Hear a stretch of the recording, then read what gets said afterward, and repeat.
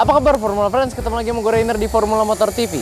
Kedua mobil ini memang beda jenisnya, beda juga cc mesinnya dan beda juga tahun produksinya. Tapi tahukah kalian kalau dua mobil ini punya dua kesamaan? Yang pertama, modelnya itu banyak disukai oleh orang-orang yang berjiwa muda. Dan yang kedua, mereka berdua ini harganya mirip. Dan oleh karena itu kan penasaran, dengan budget yang sama, mobil mana sih yang lebih baik kita pilih untuk kita gunakan sehari-hari? Apakah itu Outlander PX 2017 atau Daihatsu Rocky R Turbo Asa 2022? Untuk itu, mari kita test drive.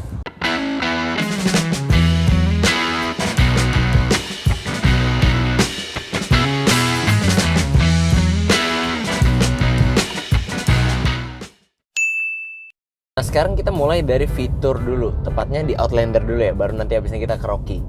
Kalau Outlander fiturnya tergolong banyak ya. Untuk fitur hiburannya, dari depan dia sudah menggunakan proyektor lampunya.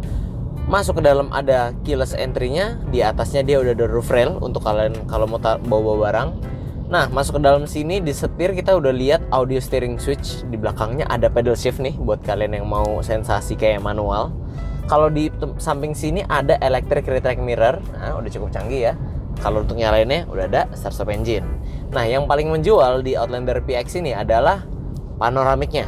Panoramik aja ya, bukan sunroof, jadi nggak bisa kebuka nyampe belakang, tapi ya lumayan lah buat pencahayaan kayak gini, syutingnya jadi bagus kan, sama memberi kesan lega. Nah, selain itu Outlander ini juga punya mood lighting ya di atas ini ya. Ini cuma nggak kelihatan kalau siang, kalau malam dia kelihatan kayak agak oranye gitu, mood lighting di sini. Dan dia juga ada layar MID di tengah yang menampilkan cukup informasi yang cukup lengkap, dan ada akses ke bagasi lewat bangku baris kedua. Sedangkan untuk fitur keselamatannya, dia punya dual SRS airbag, ada parking sensornya juga, dan ada anti theft alarm. Kalau pengereman dia sudah bisa dibilang cukup lengkap, ada ABS, EBD, dan brake assist-nya juga sudah ada. Selain itu dia juga punya race alarm dan disc brake, pengereman disc brake itu depan belakang dia sudah disc brake. Satu lagi ketinggalan, dia juga punya active stability control. Ini kalau di mobil lain itu seperti vehicle stability assist lah, pokoknya untuk kestabilan saat berkendara. Nah, kita berpindah ke Rocky. Fiturnya kita bahas hiburan dulu. Kalau headlamp dia sudah lebih modern karena sudah full LED. Masuknya sama, ada smart entry-nya juga. Masuk nyalain ada start stop engine. Kalau disetir dia lebih lengkap karena kalau sebelah kiri dia ada audio steering switch, di sebelah kanan ada tombol power mode. Nah, kalau kemarin di Outlander kan nggak ada power mode-nya. Terus kalau di samping sini sama-sama punya electric retract mirror, cuman dia odometernya udah full digital, udah display semua. Jadi ya lebih nice untuk dilihat ya. Selain itu AC-nya juga sudah digital dan head unitnya ini besar, ukurannya 7 inci, dan dia sudah support Android Auto dan Apple CarPlay. Nah, untuk fitur keselamatannya dia lebih lengkap dan lebih kekinian. Sama-sama cuma punya dual airbag, sama-sama pengeremannya ABS, EBD, BA juga ada, parking sensor, parking kamera ada. Cuman dia sudah, karena ini yang tipe R Asa atau Advanced Safety Assist. Nah, jadi udah dilengkapi dengan berbagai sensor keamanan yang banyak banget, kalau disebutin nggak kelar-kelar, jadi kita tampilin aja di sini. Nah, itu fungsinya untuk mendukung keamanan selama berkendara lah. Jadi secara safety, memang hadirnya fitur-fitur ini membuat mobil ini lebih aman dibanding mobil yang nggak punya fitur tersebut. Soal fitur ya, kita bisa simpulkan kalau Outlander harus mengakui keunggulan Rocky ya. Ya, Outlander cuman menang panoramic sunroof. Ya jelas aja mobil sekelas Rocky nggak mungkin punya panoramic sunroof, kalau nggak harganya bisa menjulang tinggi. Tapi apa yang Outlander punya selain itu, Rocky punya. Malahan ditambah fitur-fitur kekinian seperti odometer digital. Ada juga ini head unit lebih tinggi, lebih besar, dan ada mendukung Android dan Apple CarPlay. Ditambah Advanced Safety Assist.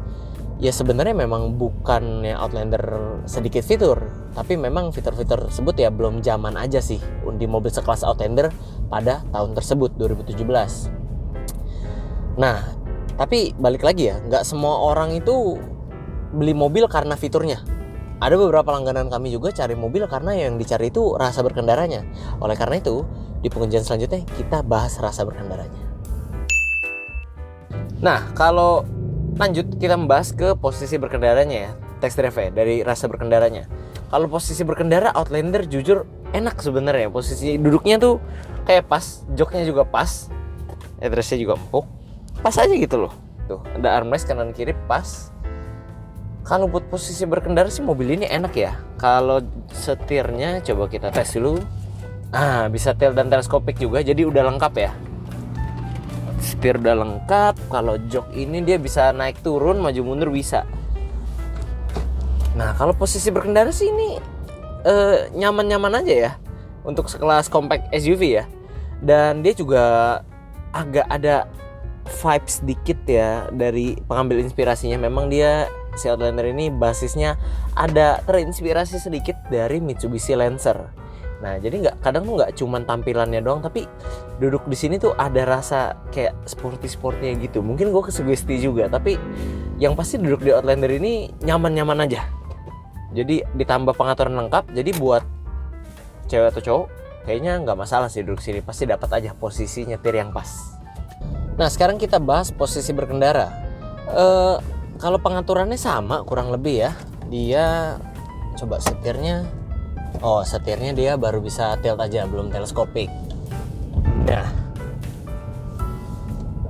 kalau posisi berkendara sih lebih nyaman Outlander ya.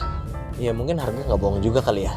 Tapi bukannya ini nggak nyaman, ini juga nyaman. Cuman berasa lebih ya, Outlander compact SUV, tapi ini memang small SUV, lebih kecil lagi ya memang dimensinya. Jadi berasa lebih sempit, berasa lebih terbatas aja geraknya, dan ya kursinya lebih empukan Outlander juga sih. Ya selain itu memang pengaturan setirnya juga nggak selengkap Outlander yang bisa tilt dan teleskopik. Jadi secara posisi berkendara pasti Rocky ini juga jauh lebih terbatas. Tapi karena berhubung dimensi kecil, jadi buat gue juga nggak ada masalah sih ke posisi berkendara yang seperti ini. Cuman memang kalau kita bayangin nyetir jauh, pasti lebih cepat pegel duduk di dalam Rocky daripada di Outlander. Nah, jadi yang bikin posisi duduk di Rocky ini kalah sama Outlander itu karena ya itu tadi, setir dia nggak bisa teleskopik ya. Jadi posisinya itu kadang kita bisa salah. Contohnya gimana? Ini tangan udah bentok nih, udah cukup lurus ya tangannya, udah nggak nengkuk lagi ya. Kaki agak kejauhan, atau kalau kaki agak selonjor ini dia agak full. Tapi kalau kaki kita mau bikin lebih dekat lagi, lebih posisi nyaman, ya tangannya jadi berubah. Atau misalnya tangannya nyaman, kakinya terlalu nekuk gitu loh.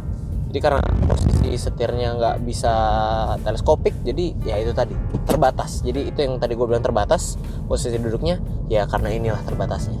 Jadi yang bikin Rocky lebih cepat pegel mungkin karena joknya agak lebih pendek ya, jadi nggak support full kaki gitu loh. Jadi kaki nggak semuanya ke support sama joknya, jadi ya berasa lebih nggak ke support. Kalau Outlander mungkin joknya memang ukuran juga lebih besar ya, jadi kalau duduk terasa lebih nyaman. Tapi ya bisa jadi itu salah satu faktor yang paling bisa dirasakan kalau kalian nyetir jangka pendek begini ya. Tapi kalau jangka jauh sih ya tetap kami yakin ya lebih nyaman Outlander untuk jarak jauh daripada Rocky, karena memang ini dirancang untuk jadi mobil perkotaan. Nah, sekarang kita masuk ke pengujian suspensi. Kalau tadi kita udah lihat fitur dan rasa berkendara, sekarang suspensinya enakan mana di antara Outlander dan Rocky. Kita hajar aja kecepatan 40. Oke, masih tergolong nyaman ya. Sekarang kita hajar di 60. Malah nggak berasa, coba 60 lagi. Oke, 70-an dan enak ya. Coba kita pelanin. 20. Wah, enak juga. Enaknya di sini tetap nggak seempuk HRV ya, karena kita udah pernah ngebandingin dua mobil ini sebelumnya di video yang ini. HRV tetap ini tetap lebih keras, tapi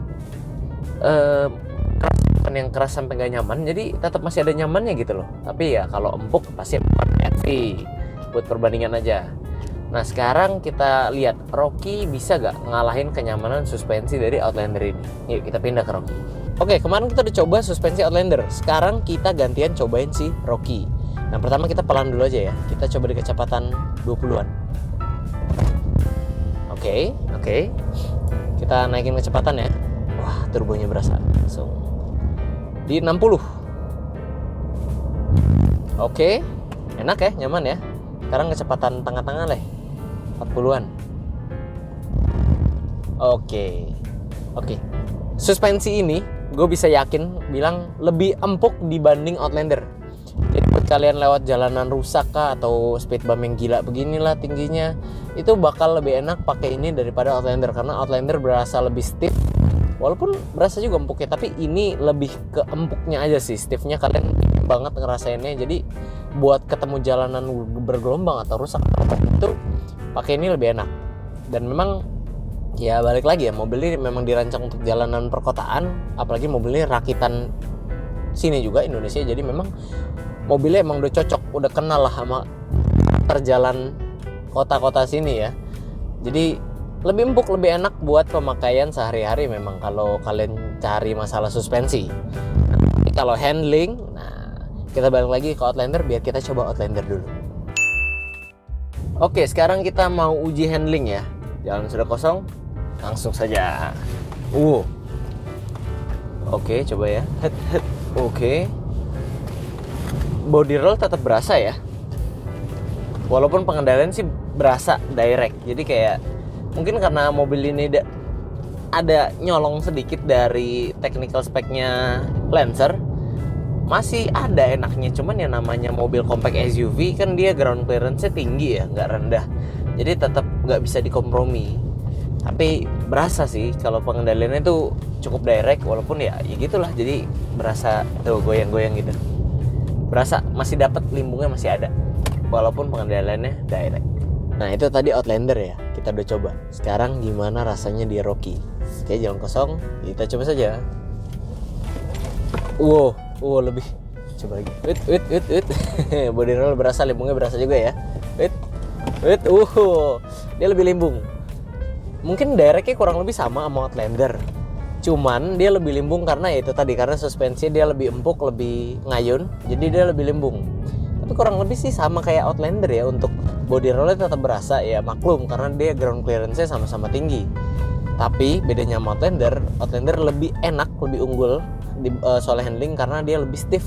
Memang suspensi juga didesain dan direncanakan sesuai karakter mobil itu yang pengendaliannya supaya lebih sporty ya. Kalau ini modelnya sporty tapi pengendaliannya tidak direkomendasikan kalau kalian settingan pabrik begini ya, karena ground clearance tinggi dan suspensi empuk. Jadi limbungnya lebih berasa goyang mobilnya. Berikut ke body rollnya.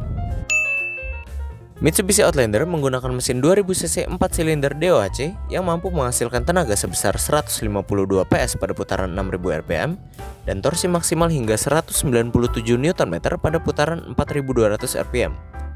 Tenaga ini disalurkan ke penggerak roda depan melalui transmisi CVT 5 percepatan. Nah, sekarang untuk poin perbandingan terakhir, kita lihat performa mesinnya. Speknya tadi udah kami sebutin. Kalau sekarang kita pengen lihat konsumsi bahan bakarnya. Nah, setelah berkeliling hitungan dalam kota 15 menit, kami dapat angka 9,6 liter per 100 km berdasarkan MID. Nah, ini 9,6 liter per 100 km kalau dikonversikan jadi kilometer per liter itu sekitar 10 komaan kilometer per liter. Ya buat mobil 2000 cc, mobil segede ini ukurannya ya sebenarnya cukup standar. Memang Outlander nggak pernah terkenal irit, tapi setidaknya ya dibilang boros banget juga enggak lah ya. 10 km untuk mobil 2000 cc NA ya standar, yang penting kan dapat fun to drive-nya. Daihatsu Rocky dibekali mesin 998 cc 3 silinder dengan turbocharger. Di atas kertas, mesin berkode 1KR tersebut mampu menghasilkan tenaga puncak sekitar 97 PS di putaran 6000 rpm dan torsi maksimal hingga 149 Nm pada putaran 3000 rpm. Tenaga ini disalurkan ke penggerak roda depan melalui transmisi CVT 5 percepatan. Nah, tadi kita udah lihat kalau Outlander dapat konsumsi BBM berapa. Kita juga udah lihat sekarang spesifikasinya mesin Rocky Turbo ini. Pengujian kita dapat di 15,5 ya. Sekarang 15,7, tapi ini sebenarnya bisa lebih bagus lagi dari ini untuk pengujian dalam kota. Cuman kita kebetulan tadi jalanan entah kenapa macet ya. Lagi macet jadi kita dapatnya 15. Tapi ya bedanya signifikan daripada Outlander. Jadi memang ya bisa lebih baik lagi, dan kalau kita pengujian untuk jarak yang lebih jauh lagi pasti tentunya ini tembus 20 km per liter pasti. Cuma karena macet ya dapatnya segitu untuk Rocky. Nah, jadi soal mesin kita emang nggak bisa dibandingin sebenarnya. CC-nya aja beda 1000. Ya, cuman setiap mesin punya kelebihan dan kekurangan masing-masing. Baik itu mesin 2000cc Outlander yang bikin rasa berkendara jadi fun to drive, atau 1000cc turbonya Rocky yang bikin mobil ini super irit. Tinggal kalian pilih lagi sesuai kebutuhan kalian. Kalau kalian memang treknya lebih panjang-panjang, ya cari mesin yang lebih bisa diandalkan, itu pasti Outlander. Tapi kalau trek kalian jalur ke perkotaan tiap hari, pergi kerja ke rumah, ya pasti kalian lebih cocok sama mesin yang irit, yaitu Rocky. Tapi karena turbonya juga udah cukup sih buat terang perkotaan. Nah, jadi kesimpulannya gitu ya, soal mesin nggak ada yang lebih unggul atau lebih jelek, semuanya sama tergantung kekurangan kelebihan. Tinggal kalian pilih sesuai kebutuhan kalian masing-masing. Sekarang kita nyampe di showroom, kita closing dulu. Oke, setelah mencoba dua mobil ini, kami rasa kami sudah menemukan jawabannya. Kalau kalian mau cari mobil yang lebih fun to drive, lebih asik, tidak membosankan, dan lebih reliable untuk perjalanan jauh, tentu pilihan jatuh kepada Outlander. Tapi kalau kalian mau hemat uang bensin dan kalian gak terlalu mikirin trek-trek panjang karena trek itu kalian sehari-hari perkotaan atau kerja, ya Daihatsu Rocky ini sudah kami bilang bisa lebih dari cukup lah untuk mengakomodir segala kebutuhan kalian. Apalagi fitur-fiturnya juga lebih banyak. Nah, jadi tinggal kalian pilih lagi sesuai kebutuhan kalian. Apakah kalian lebih cocok milih Outlander atau Daihatsu Rocky? Tapi yang jelas, dua mobil ini sama-sama bisa dibilang bagus untuk mobil di kelasnya. Nah, buat kalian yang tertarik untuk mengenal dua mobil ini lebih lanjut, kalian bisa langsung datang aja ke showroom kami Formula Motor, atau bisa langsung ke Instagram resmi kami di @formula_motor. Atau kalau mau hubungin sales kami langsung ada di sini. Nah, follow juga sosial media kami lainnya di TikTok kami @formula_motor dan juga website kami di www.mobstercast.com. Oke, kayaknya sekian dulu untuk video hari ini. Kami tentunya masih punya banyak konten menarik dan edukatif lainnya yang akan kami sajikan di channel YouTube kami, yaitu Formula Motor TV. Jadi, bila kalian menyukai video ini, jangan lupa like, dukung kami dengan cara subscribe, dan jangan lupa bunyikan lonceng notifikasi agar kalian tidak ketinggalan update dari kami. Pada akhirnya gue Rainer pamit undur diri dulu, sampai ketemu di video selanjutnya.